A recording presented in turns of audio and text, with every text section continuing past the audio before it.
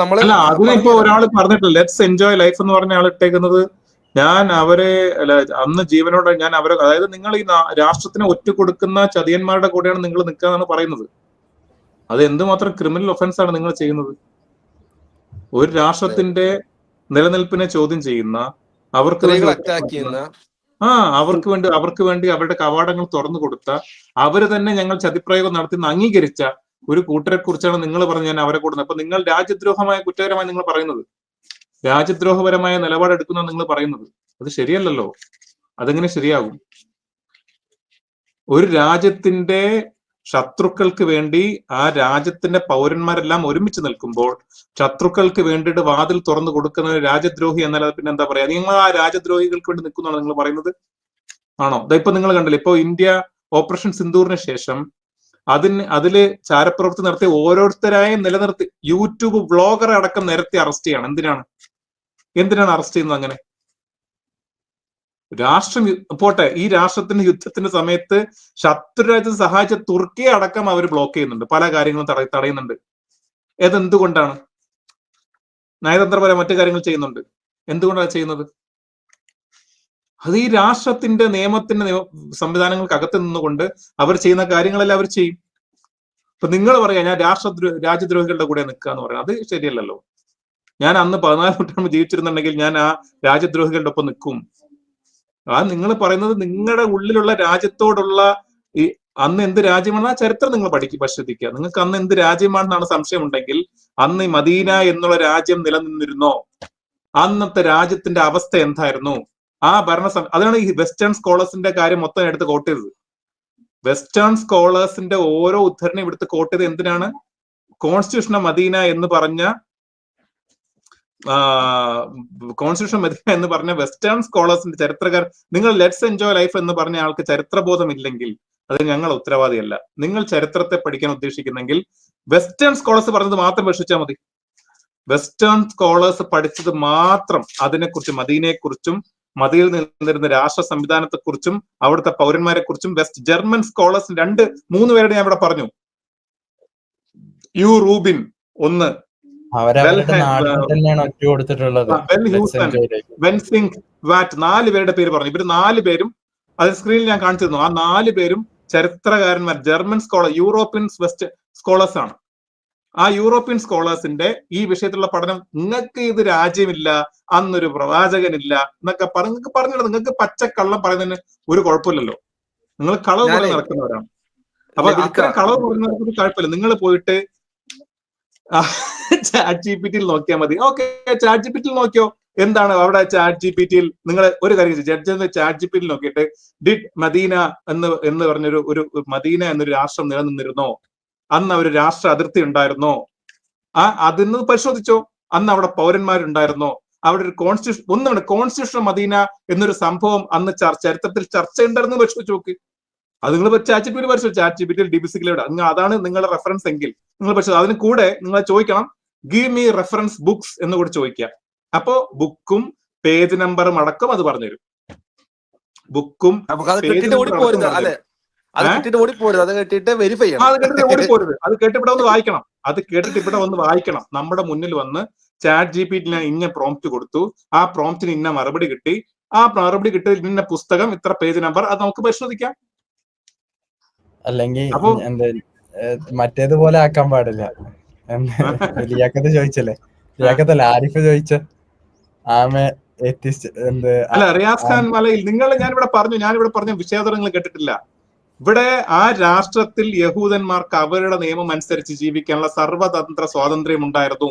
ഈ രാഷ്ട്രത്തിനെതിരെ രാജ്യദ്രോഹപരമായ കുറ്റം ചെയ്തപ്പോൾ അവരാവശ്യപ്പെട്ടത് ഞങ്ങൾക്ക് ഞങ്ങളുടെ നിയമം മതി, ഞങ്ങൾക്ക് പ്രവാചകന്റെയോ ഖുർആന്റെ നിയമം വേണ്ട. ഓക്കെ, എന്നിട്ട് അവർ പറഞ്ഞു അതൊരു ചോദ്യമാണ്. അല്ല, ഈ 900 എവിടെ സനത്? പോട്ടെ, ഇവിടെ രണ്ടാമത്തെ കാര്യം അത് നമുക്ക് രണ്ടാമത്തെ വരാം. രണ്ടാമത്തെ ആവശ്യം എന്തായിരുന്നു? ഈ പറഞ്ഞ ഞങ്ങൾ നിർണയിക്കുന്ന നേതാവ് ഞങ്ങളുടെ കാര്യത്തിൽ തീരുമാനിച്ച മതി, പ്രവാചകൻ തീരുമാനിക്കണ്ട. ഓക്കെ, അവരാവശ്യപ്പെട്ടു ഞങ്ങൾ സഖ്യകക്ഷിയായിട്ട് ഔസ് ഗോത്രത്തിന്റെ നേതാവായ സഅദ് ബിൻ മുആദ് റളിയല്ലാഹു അൻഹു അദ്ദേഹം ചെയ്താൽ തീരുമാനിച്ചാൽ മതി. അതും പ്രവാചകൻ അനുവദിച്ചു കൊടുത്തു. അവിടെ കൊണ്ട് അവരുടെ ഈ രാജ്യദ്രോഹികൾ കേട്ടോ, അവരുടെ ഓരോ ആവശ്യങ്ങൾക്കും ഇവർ അവരുടെ മതനിയമം അവരവസാനം പറഞ്ഞു, ഞങ്ങളുടെ തോറ അനുസരിച്ച് മതനിയമം പറഞ്ഞാൽ മതി. ഞങ്ങളുടെ തോറ ആവർത്തന പുസ്തകം 20-ാം അധ്യായത്തിലെ 10 മുതൽ 14 വരെയുള്ള വചനങ്ങൾ അടിസ്ഥാനമാക്കി മാത്രമേ നിയമം നടപ്പിലാക്കാവൂ. പോയി പരിശോധിച്ച് നോക്ക്. ആവർത്തനം 20-ാം അധ്യായം 10 മുതൽ 14 വരെയുള്ള വചനങ്ങൾ ഇന്നും രേഖപ്പെടുത്തി വെച്ചിട്ടുണ്ട് എന്താണ് അവർക്ക് നടപ്പിലാക്കിയ ശിക്ഷ എന്ന്. അവർ ആവശ്യപ്പെട്ട നേതാവ്, അവരാവശ്യപ്പെട്ട നിയമപുസ്തകം, അവരാവശ്യപ്പെട്ട ശിക്ഷ, ആ ശിക്ഷ അവിടെ അവർ എന്തൊക്കെയാണോ അവരാവശ്യപ്പെട്ട അതെല്ലാം അംഗീകരിച്ചു കൊടുത്തു. ഇതിവിടെ പ്രവാചകന്റെ നിയമമാണ് അവർ ആവശ്യപ്പെട്ടിരുന്നെങ്കിൽ, പ്രവാചകൻ പറയട്ടെ എന്ന് പറഞ്ഞിരുന്നെങ്കിൽ അതിനു മുമ്പ് മാതൃകയുണ്ട്. അൽ നദീർ, ബനു നദീറിനെ ബനു ഖൈനുഖാന്റെ വിഷയത്തിൽ മാതൃകയുണ്ട്. അവർ നാട് കടത്തുക മാത്രമേ ചെയ്തിട്ടുള്ളൂ. ഈ 900 എന്ന് എഴുതുന്നത് കൊണ്ട് അത് കളവാണ്. അത് എവിടെ ആയിരക്കണക്കിന് 900 എന്ന് പറഞ്ഞ് ഇവർ ഈ കമന്റ് ബോക്സ് മൊത്തം 900 കൊണ്ട് നിറച്ചാൽ അതിന് തെളിവില്ല. അതിന് ചാറ്റ് ചോദിച്ചോട്ടെ. അല്ല, അതിന് സനത്തില്ല, അത് വേറെ വിഷയം. അല്ല, ഈ 900 എന്ന് പറയുന്ന ആൾക്കാരെ ഇവർക്ക് ഫലസ്തീനിൽ ആയിരങ്ങളെ കൊല്ലുന്നതിന് എന്തില്ല, 10,000 കൊല്ലുന്നതിന് ഒരു മനസാക്ഷി ഇല്ലാത്ത ആൾക്കാരാ. അതിനെ ന്യായീകരിക്കുന്ന ആൾക്കാരോ അതിന് വേണ്ടിട്ട് ചെയ്യുന്ന ആൾക്കാരോ. അപ്പൊ ഇവരുടെ പ്രശ്നം ജനങ്ങളോ അതിന്റെ എണ്ണ ഒന്നുമല്ല. ജനിച്ചു വീഴുന്ന കുട്ടികൾക്കും പൊഷണൽ തീവ്രമെന്ന് പറഞ്ഞ ടീംസാണ് ഇതിനെക്കുറിച്ച് വേവലാതിപ്പെടുന്നത്. നിങ്ങൾ ആലോചിച്ചിട്ടുണ്ട്, അവിടെ യഹൂദന്മാർ, ഈ പറഞ്ഞ ബനൂ ഖുറൈളക്കാരെ യഹൂദന്മാർ രാജ്യദ്രോഹപരമായ കുറ്റം, ഇന്നത്തെ സംഖ്യകൾ 25ഓളം സംഖ്യകൾ കാണിച്ചു കൂട്ടിയില്ലേ? രാജ്യത്തിന്റെ രഹസ്യങ്ങൾ പാകിസ്ഥാന് ചോർത്തി കൊടുത്ത 25 പേർ, ആ 25 പേർ ചെയ്ത അതേ പ്രവൃത്തി, രാഷ്ട്രത്തെ ഒറ്റിക്കൊടുക്കുക, രാഷ്ട്രത്തെ ശത്രുക്കൾക്ക് ഒരു യുദ്ധസമയത്ത് ശത്രുക്ക് വേണ്ടി തുറന്നു കൊടുക്കുക. അത് തുറന്നു കൊടുത്തത് മാത്രമല്ല, അവർ ചെയ്തു എന്ന് തീരുമാനിച്ചു കഴിഞ്ഞപ്പോൾ അവരാവശ്യപ്പെടുന്ന നേതാവ്, അവരാവശ്യപ്പെടുന്ന മതനിയമം, അവരാവശ്യപ്പെടുന്ന വേദപുസ്തകം, അത് ആ ആവശ്യപ്പെടുന്ന പുസ്തകം അവരാവശ്യപ്പെടുന്ന നേതാവ് അനുസരിച്ച് പറഞ്ഞപ്പോ അത് നിങ്ങൾ കുറ്റകരമാണ്, അത് ശരിയല്ല എന്ന് പറയുന്നത് നിങ്ങൾ വ്യക്തമായി ഒരു രാജ്യദ്രോഹപരമായ കുറ്റത്തെ നിങ്ങൾ ന്യായീകരിക്കുന്നവരാണ്. രാജ്യദ്രോഹത്തെ, രാഷ്ട്രത്തെ ഒറ്റുകൊടുക്കുന്നതിനെ പിന്തുണയ്ക്കുന്നവരാണ് എന്ന് വ്യക്തമായിട്ട് പറയാൻ പറ്റും. അല്ലെങ്കിൽ നിങ്ങൾ ഈ രാജ്യത്തെക്കുറിച്ച്, ഈ കാര്യത്തെക്കുറിച്ച് ഗൗരവമായിട്ട് പഠിക്കും. അവിടെ രാഷ്ട്രത്തിനെതിരെ ഒറ്റുകൂടുതൽ നടന്നിട്ടുണ്ടോ? അവർക്കെതിരെ ഈ ചാരപ്രവൃത്തി നടന്നിട്ടുണ്ടോ? ഈ ശത്രുക്കൾക്ക് വരെ യുദ്ധത്തിന്റെ സമയത്ത് അവരുടെ കോട്ടകൾ തുറന്നു കൊടുത്തിട്ടുണ്ടോ? അത് പരിശോധിക്കും നിങ്ങൾ. അത് നിങ്ങൾ പരിശോധിക്കൂല. അത് നിങ്ങൾ എന്ത് ചെയ്താലും പരിശോധിക്കാൻ കാരണം പ്രവാചകന്റെ മാതൃകയാണ് അവിടെ നടപ്പിലാക്കുന്നതെങ്കിൽ തീർച്ചയായിട്ടും അവരെ നാട് കടത്തുക മാത്രമേ ഉണ്ടാവുള്ളൂ. പക്ഷെ ഇവിടെ ഇവരാവശ്യപ്പെടുന്ന നേതാവ്, ഇവരാവശ്യപ്പെടുന്ന നിയമപുസ്തകം, ഇവരാവശ്യപ്പെടുന്ന നിയമത്തിലെ വ്യവസ്ഥകൾ, ഇവരാവശ്യപ്പെടുന്ന നേതാവ് എന്തായിരുന്നു? ഇവരുടെ സഖ്യകക്ഷിയായ ഔസ് ഗോത്രത്തിന്റെ നേതാവ് സഅദ് ഇബ്നു മുആദ് റളിയല്ലാഹു അൻഹു. ഇവരാവശ്യപ്പെടുന്ന നിയമം എന്തായിരുന്നു? അത് തോറയിലെ നിയമം. ഇവരാവശ്യപ്പെട്ട ശിക്ഷ എന്തായിരുന്നു? അത് തോറയിലെ ആവർത്തന പുസ്തകം 20-ാം അധ്യായത്തിലെ 10 മുതൽ 14 വരെയുള്ള, ഇന്നും ആ നിയമം അവിടെ എഴുതി വെച്ചിട്ടുണ്ട്. എന്താണ്? ഞാനിവിടെ സ്ക്രീനിൽ നോക്കി വായിച്ചു, നിങ്ങൾ പോയി വായിക്കുക. ആവർത്തന പുസ്തകം 20-ാം അധ്യായത്തിലെ 10 മുതൽ 14 വരെയുള്ള വചനങ്ങൾ. പുരുഷന്മാരെ മൊത്തം നിർമൂലമാക്കി കളയുക, അവരാവശ്യപ്പെട്ട നിയമമാണ്. സ്ത്രീകളെയും കുട്ടികളെയും ഈ യുദ്ധാതിർ സ്വത്തുക്കളെ യഹോവ നിങ്ങൾക്ക് വിട്ടുതരും എന്ന് പറയുന്ന നിയമം പോയി പരിശോധിച്ചു നോക്ക്. അതെ അതെ അതെ, നമ്മളത് പറഞ്ഞിട്ട് കാര്യമില്ല. പിന്നെ ഞാൻ ജസ്റ്റ് ഒറ്റ കാര്യം, ഇപ്പൊ പിടിക്കപ്പെട്ട കുറച്ച് ചാരപ്രവൃത്തി നടത്തിയ ആൾക്കാരെ പേരൊന്ന് വായിച്ചിട്ട് നേരെ അബ്ദുള്ള അദ്ദേഹം സംസാരിക്കുന്നത് നോക്കാം. ഓക്കെ, ജ്യോതി മൽഹോത്ര ഇപ്പൊ പിടിക്കപ്പെട്ട ലാസ്റ്റ് യൂട്യൂബർ ചാരപ്രവൃത്തിയുടെ പേരിൽ. അതേപോലെ തന്നെ ഗുസാല എന്നൊരു വ്യക്തി, പിന്നെ സതേന്ദ്ര സിവാൽ, ദിബേഷ് ഗോഹൽ, ലബ്ശങ്കർ മഹേശ്വരി, പ്രവീൺ മിശ്ര, വെത്താം ലക്ഷൻ താൻ്റെ, ലക്ഷയ് രവി നായക്, അഭിലാഷ് PA കർണാടകയിലും കേരളത്തിലും കൂടി അറസ്റ്റ് ചെയ്യപ്പെട്ടിട്ടുണ്ടല്ലേ? ഓക്കെ ഓക്കെ ഓക്കെ, ഇതൊക്കെ നമ്മുടെ നാട്ടിൽ ചർച്ച പോലും ആവുന്നില്ല. എന്തോ ആയിക്കോട്ടെ. അപ്പം ഈ കമന്റ് ബോക്സിൽ ചെയ്യുന്നവരെല്ലാം ചെയ്യുന്നത് ഒരു രാഷ്ട്രത്തിന്റെ അഖണ്ഡതയെ സമ്പൂർണമായി തകർത്ത് കളഞ്ഞ യുദ്ധത്തിന്റെ അവസ്ഥയിൽ ശത്രുക്കൾക്ക് വേണ്ടി വാതിൽ തുറന്നു കൊടുത്ത രാജ്യദ്രോഹികളെ ന്യായീകരിക്കുന്ന കമന്റ്സുകളാണ് കമന്റ് ബോക്സിൽ വരുന്നത്. നമ്മൾ ഇവിടെ രാഷ്ട്രദ്രോഹികളെയോ രാജ്യദ്രോഹികളെയോ രാഷ്ട്രത്തെ ഒറ്റിക്കൊടുത്തവരെ ന്യായീകരിക്കാൻ വേണ്ടിയല്ല നമ്മൾ പറയുന്നത്. രാഷ്ട്രദ്രോഹികളെ, രാജ്യദ്രോഹികളെ, രാഷ്ട്രത്തെ ഒരു യുദ്ധത്തിന്റെ അവസരത്തിൽ ഒറ്റിക്കൊടുത്തവരെ നിയമപരമായിട്ടുള്ള ശിക്ഷ അവർക്ക് നടപ്പിലാക്കണം. അത് ആരുമായിക്കൊള്ളട്ടെ, അവർക്കെതിരെ നിയമപരമായിട്ടുള്ള നടപടികൾ സ്വീകരിക്കണം. ആ മദീനയെ വളഞ്ഞ് ആക്രമിക്കാൻ മുശ്രിക്കുകൾ ഇങ്ങോട്ട് വന്നതാണ്. ഖന്തക് യുദ്ധത്തിൽ മുശ്രിക്കുകൾ മദീനയെ വളഞ്ഞ് ഇങ്ങോട്ട് ആക്രമിക്കുക. അതും നിങ്ങൾക്കറിയില്ല, അതും നിങ്ങൾക്കറിയില്ല, ആ ചരിത്രം നിങ്ങൾക്കറിയില്ല. മദീനയെ ഇങ്ങോട്ട് ആക്രമിക്കാൻ വന്നതാണ്. ക്വസ്റ്റ്യൻ ചോദിക്കാൻ വന്നാണെങ്കിലോ അബ്ദുള്ള മൈക്ക് എടുക്കുന്നുണ്ടോ, സംസാരിക്കുന്നുണ്ടോ? അസ്സലാമു അലൈക്കും വറഹ്മത്തുള്ളാഹി. ഇല്ല, ചുമ്മാ കേൾക്കാനായിട്ട് വന്നത്. ഇപ്പം ഇതിൻ്റെ അകത്ത് ഇവർ പറയണത് ഇവരുടെ കളവുകളെല്ലാം പൊളിഞ്ഞെന്ന് മനസ്സിലാക്കിയപ്പോൾ ഇവർ ചെയ്യണത് ഇമോഷണൽ ആയിട്ടുള്ള ആർഗ്യുമെന്റ്സ് ഉണ്ടാക്കുകയാണ്. യാതൊരു അടിസ്ഥാനമില്ലാത്ത കുറെ കാര്യങ്ങളൊക്കെ പറഞ്ഞുകൊണ്ട് ഇമോഷണലി ആളുകളെ ഒന്ന് വലയിലിടാൻ നോക്കുകയാണ് ചെയ്യണത്. ഇത് ലൈവിലോട്ട് കയറാവുന്നതാണ് എല്ലാവർക്കും സംസാരിക്കുക, അല്ലാണ്ട് കമന്റിൽ കിടന്ന് പോരാളെ കൊണ്ട് നിൽക്കാണ്ട് ലൈവിലോട്ട് കയറാമെന്ന് എല്ലാവരും പറയുന്നത്. ബുഹിറോമോ നോക്കുന്ന നിയമവും അവിടെയാണുള്ളത്, ബൈബിളിലാണുള്ളത്, തോറയിലാണുള്ളത്. ആ നിയമം അവിടെ കാണാൻ പറ്റുള്ളൂ, അവിടെ മാത്രമേ ഉള്ളൂ. രോമം നോക്കി കൊല്ലുക എന്നുള്ള നിയമം ബൈബിളിലുള്ളത്, അതും തോറയിലുള്ള നിയമമാണ്. അത് ചെയ്തിട്ടുണ്ട്. വെറുതെ ലേവ്യ പുസ്തകത്തിൽ നിയമമാക്കുക മാത്രമല്ല ചെയ്തിട്ടുള്ളത്, അതിന് അപ്ലിക്കേഷനും വന്നിട്ടുണ്ട്. പിബുക് ഹെയർ നോക്കിയിട്ട് കൊല്ലുക എന്നുള്ളത് തോറയിലെ നിയമമാണ്, യഹൂദരുടെ നിയമം. ഇവിടെ വീണ്ടും നിങ്ങൾ ഒരു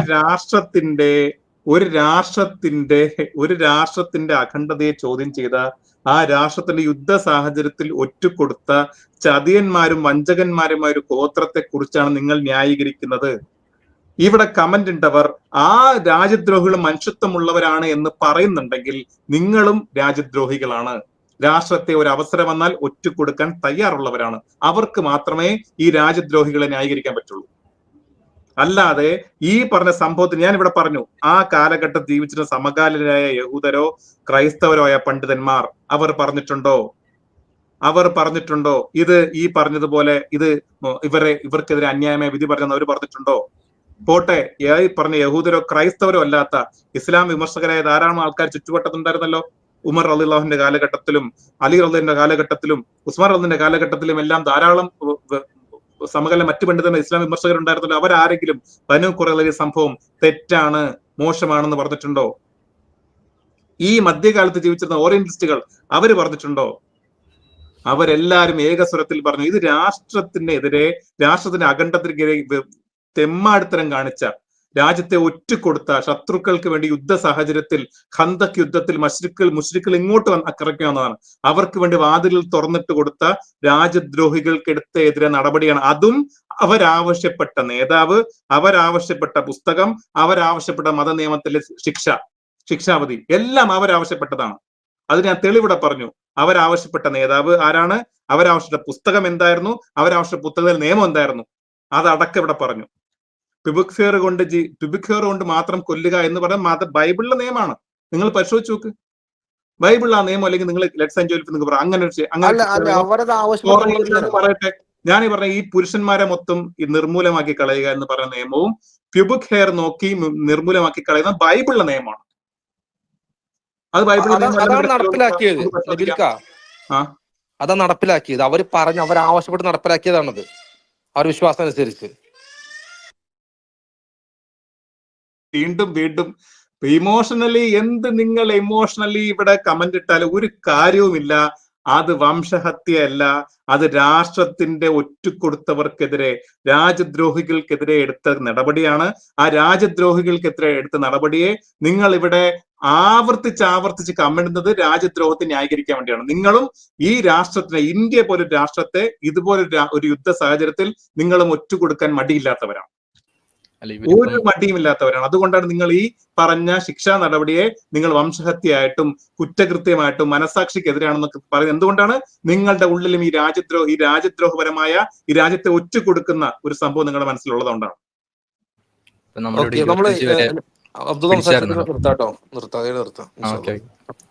നമ്മുടെ രാജ്യത്ത് ഇപ്പൊ 25 വരെ രാജ്യദ്രോഹ കുറ്റം ചെയ്തവരെ പിടിച്ചായിരുന്നല്ലോ.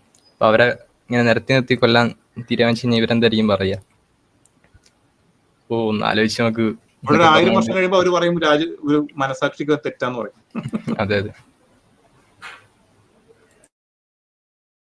അപ്പോൾ ശരി, അപ്പോൾ എല്ലാവരും വന്ന് നന്ദിയുണ്ട്, താങ്ക്സ്. ഓക്കെ, അപ്പോൾ നബിൽക്ക ക്ലോസ് ചെയ്യാം അല്ലേ? ഇൻഷാല്ലാ. അപ്പോൾ നമ്മൾ അടിവരയിട്ട് പറയണം, കമന്റ് ബോക്സിൽ ബനു കുറേവക്കാരെ ന്യായീകരിക്കാൻ വരുന്നുണ്ടെങ്കിൽ അത് മനസ്സിലാക്കിക്കൊള്ളുക, ഇവരെല്ലാം രാജ്യദ്രോഹത്തെ, രാഷ്ട്രത്തെ ഒറ്റുകൊടുക്കുന്നതിനെ, ഒരു യുദ്ധ സാഹചര്യത്തിൽ അവരുടെ സ്വന്തം വീടിന്റെ കവാടങ്ങൾ തുറന്നു കൊടുക്കുന്നതിനെ അവർക്ക് ഒരു തരത്തിലും മടിയില്ലാത്തവരാണ്. അതുകൊണ്ടാണ് ഈ പറഞ്ഞ ബനു കുറേലക്കാരെ ന്യായീകരിക്കാൻ ഇവിടെ വരുന്നത്. ബനു കുറേലക്കാർക്കെതിരെ എടുത്ത നടപടിയെ, ശിക്ഷാ നടപടിയെ സമകാലീനകാര യഹൂദരായോ ക്രൈസ്തവരെയോ മറ്റ് മദീനക്കകത്തല്ലാത്ത മറ്റ് പണ്ഡിതന്മാരുണ്ടല്ലോ, മറ്റ് രാഷ്ട്രത്തലവന്മാരുണ്ടല്ലോ, അവരോ ആ ക്രൈസ്തവ യഹൂദ പണ്ഡിതന്മാരോ, മദീനയ്ക്ക് പുറത്തുള്ളവർ മതി, അകത്തുള്ളവർ ഇപ്പോ നിങ്ങൾ പ്രവാചകൻ ശിക്ഷ നടപടി എടുക്കുന്നു പറഞ്ഞേക്കാം. മദീനയ്ക്ക് അകത്തുള്ളവർ വേണ്ട, പുറത്തുള്ളവരുണ്ടല്ലോ സമകാലീന മറ്റ് രാഷ്ട്രതലവന്മാർ, പണ്ഡിതന്മാർ, അവരാരെങ്കിലും പറഞ്ഞിട്ടുണ്ടോ? മധ്യകാലത്ത് ജീവിക്കുന്ന ഓറിയന്റലിസ്റ്റുകൾ, ഇസ്ലാമിനെ ഏറ്റവും കൂടുതൽ വെസ്റ്റേൺ സ്കോളേഴ്സിന്റെ ഇടയ്ക്ക് തെറ്റിദ്ധരിപ്പിക്കാൻ നടന്നവരാണല്ലോ, അവരാരെങ്കിലും പറഞ്ഞോ ബനു ഖുറൈളയുടെ നമ്മുടെ ശിക്ഷ തെറ്റാണെന്ന് പറഞ്ഞോ? അത് നിങ്ങൾ കൊണ്ടുവരി. നിങ്ങൾ കമന്റ് ബോക്സിൽ ഇതിനെ ന്യായീകരിക്കുന്നുണ്ടെങ്കിൽ നിങ്ങൾ എല്ലാവരും തന്നെ രാജ്യദ്രോഹത്തെ, രാഷ്ട്രത്തെ ഒറ്റുകൊടുക്കുന്നതിനെ, ശത്രുക്കൾക്ക് ഒരു യുദ്ധത്തിന്റെ സാഹചര്യത്തിൽ സ്വന്തം കവാടങ്ങൾ തുറന്നു കൊടുക്കുന്നതിന് ഒരു മടിയും ഇല്ലാത്തവരാണ് ഈ പറഞ്ഞ പ്രവൃത്തിയെ ന്യായീകരിക്കുന്നവർ. ഈ പറഞ്ഞ പ്രവൃത്തി ചെയ്തവർ, അവർക്ക് പോലും അവരാവശ്യപ്പെട്ട കാര്യങ്ങളെല്ലാം അംഗീകരിച്ചു കൊടുത്തു. അവരാവശ്യപ്പെട്ട നേതാവ്, അവരാവശ്യപ്പെട്ട മതപുസ്തകം, അവരാവശ്യപ്പെടുന്ന നിയമം, ഈ പറഞ്ഞ രണ്ട് പുരുഷന്മാരെ മൊത്തം നിർബലമാക്കി കളയുന്ന നിയമവും പ്യൂബിക് ഹെയർ നോക്കി ഇല്ലായ്മ ചെയ്യുക എന്ന് പറയുന്ന നിയമവും രണ്ടും ബൈബിളിലെ നിയമമാണ്. അത് ഇന്നും പച്ച മലയാളത്തിൽ സത്യവേദ പുസ്തകത്തിലുണ്ട്, POC ബൈബിളിലുണ്ട്. അതില്ലെങ്കിൽ നിങ്ങൾക്ക് അതും കയറും തെളിയിക്കാം. 2 മണിക്കൂറുള്ള അവസരം തന്നു, നിങ്ങൾക്ക് ഇതുവരെ തെളിയിക്കാൻ പറ്റില്ല.